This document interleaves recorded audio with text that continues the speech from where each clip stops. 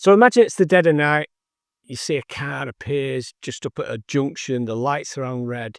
He takes a quick glance left and a quick glance right, doesn't see anybody, and thinks he will slip through the red light and get home a little bit quicker.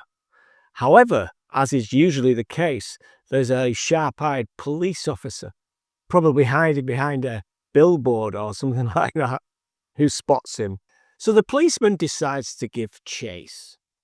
He doesn't run, he pulls over, and he's got an incredibly interesting reason why he's in such a rush to get home.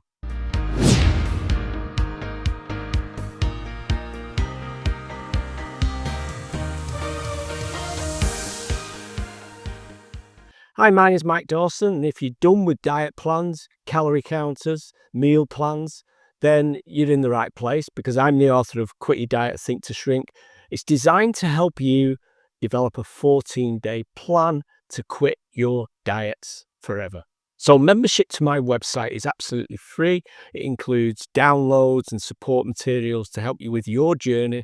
And if you click the quiz below or around this video somewhere and answer 12 questions, the result might help you determine where your weight problem actually lies. So the policeman catches up with the young man. He pulls him over, no problem at all, comes up to the window and says, "So, what's the rush, my friend?" So he says, "Well, I'm heading home because every year I buy a birthday present for my mum, and she's due home very, very soon, and I've left it on the kitchen table." "So you forgot to wrap it and you didn't want to spoil the surprise," the policeman says. The kid looks a little bit embarrassed and he says, "It's not like that. You see, it's a present from my dad. I do it every year." And then he kind of hesitates and he says, "You see, my dad was killed in the war many years ago, and I buy my mum a present from him every year." "I see," says the cop. So let's ask ourselves a couple of questions here from the story I've just told you. What are the assumptions about this young guy you're making at this stage? What kind of car do you think he's driving? Where does he live? What's his home like?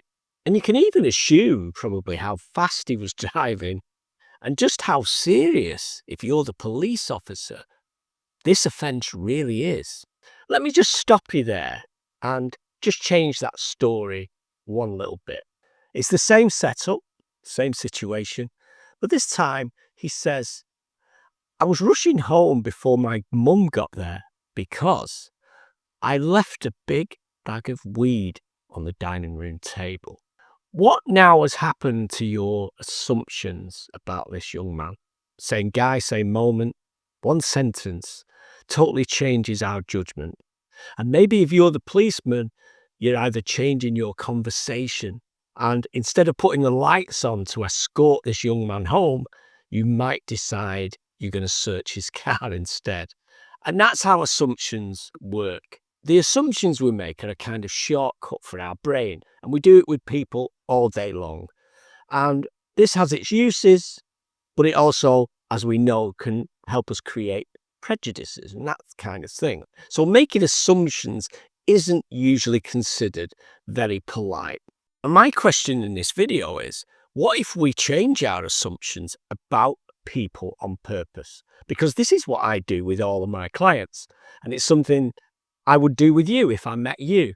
By making certain assumptions about you, I would speak to you differently. And furthermore, I'd suggest that you make different assumptions about yourself. An assumption means something as taken to be true without evidence. So just to be clear, there's no evidence. In fact, as you're about to discover, there could be lots of evidence to the contrary. But like a lot of us who make natural assumptions, we kind of ignore the evidence and go along with the assumption. If I can become skilled at making the right assumptions about you as a client, and you could become skilled at making the right assumptions about yourself, I think things change.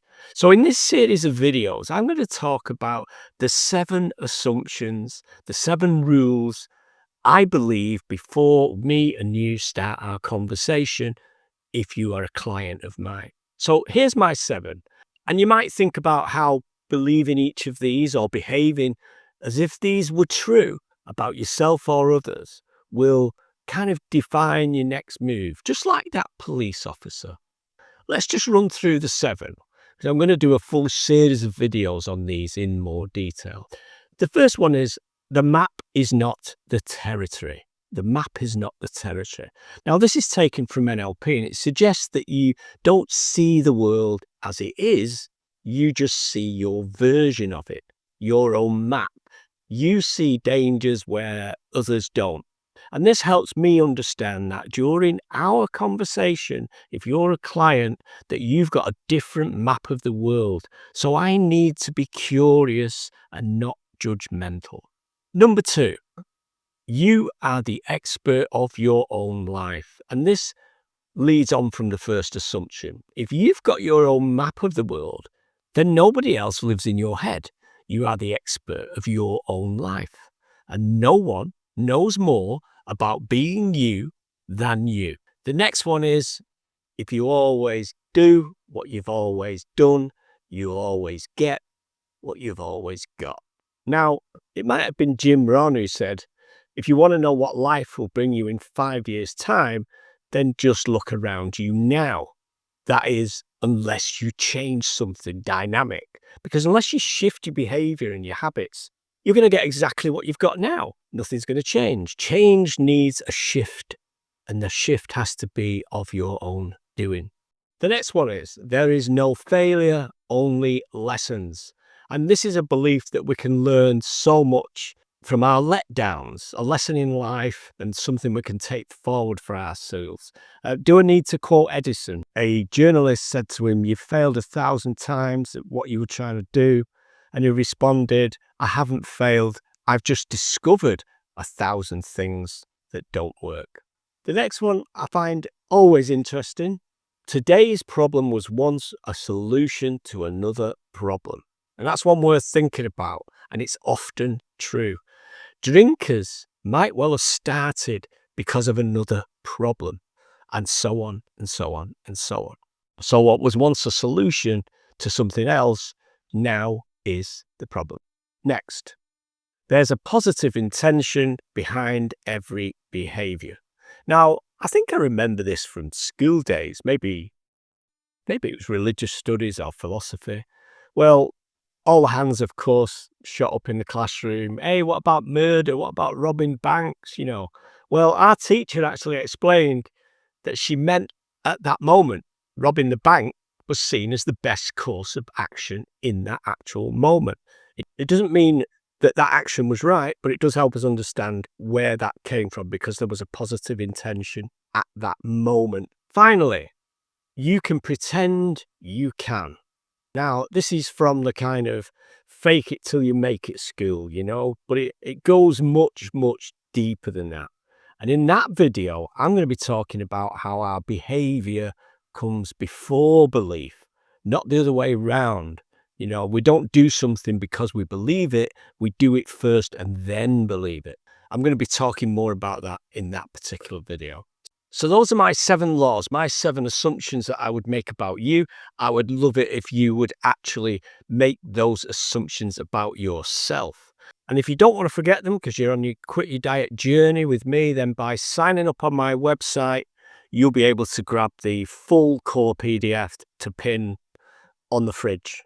And you can play the role of the copper in the story. And by judging yourself and speaking to yourself through these assumptions, you may well have better outcomes. In the next video, I'm going to talk about each one in more detail, starting with a story about a group of therapists who took a client for a walk in the forest and they almost threw him in a river. So thanks for being there. I've been Michael Dawson, the author of Quit Your Diet, Think to Shrink. Membership to my website is absolutely free, and I also have a quiz that you can do. There's a link around here somewhere.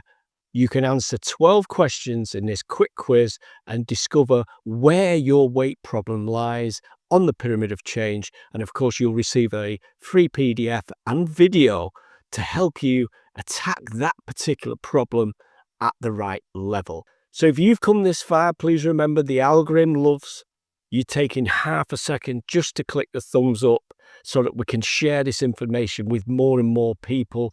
It helps us to free more and more people from the diet treadmill forever. I'm Mike Dawson from Quit Your Diet, Sink to Shrink. I'll see you in the next video.